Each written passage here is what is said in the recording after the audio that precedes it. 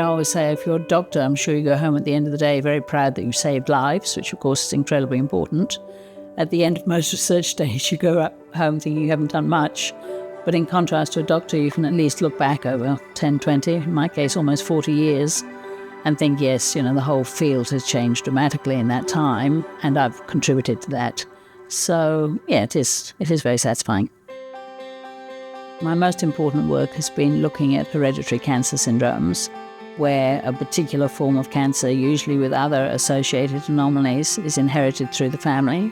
GAPS is a hereditary gastric cancer syndrome where the people who carry the mutation have a very high risk of gastric cancer. So the alternative for waiting for that is to have their stomach removed. And you can live without a stomach, but you can imagine it has huge impact on your lifestyle. It was a real puzzle, so the day my postdoc found the solution to that problem was a real eureka moment. I can remember her coming into my lab and saying, look, I think we've done it. And so the work we did allowed people in the family to know who's at risk, who needs to have their stomach removed, or at least to have very careful monitoring when they're young, and then have prophylactic surgery. And now my colleagues are trying to work on new treatments that might mean that could be delayed or even avoided.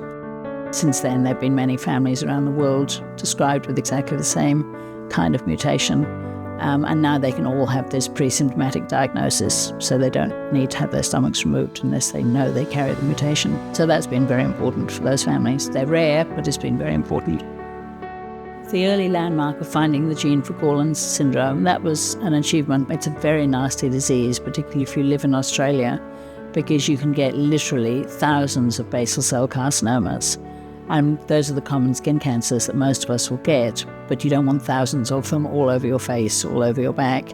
I was flying around the country, diagnosing families, drawing blood from them, and we found that gene, and that has opened up a whole field of research and has ended up with new treatments for cancers, for example.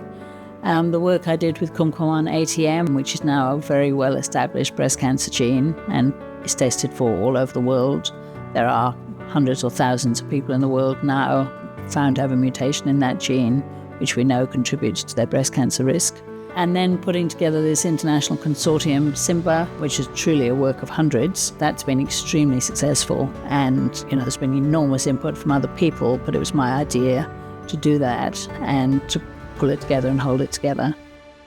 Over the course of the last 20 years or so, we've realized that in addition, there are many hundreds, probably thousands of subtle genetic variants, which in combination increase your risk of all cancers, in fact, all human traits. So even if you don't have a very clearly strong breast cancer family history, your breast cancer will at least be partly because you've inherited many hundreds of these subtle variants. So that's been a total change in our understanding of cancer genetics. And I think that the work we're doing now on the subtle, rare, common variants and trying to use that to change clinical practice will end up being extremely important.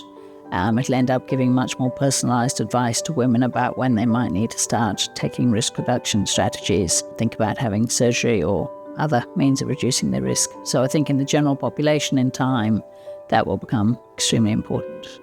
Medical research is vital for multiple reasons. I mean, the basic research we do is essential in order to underpin new discoveries.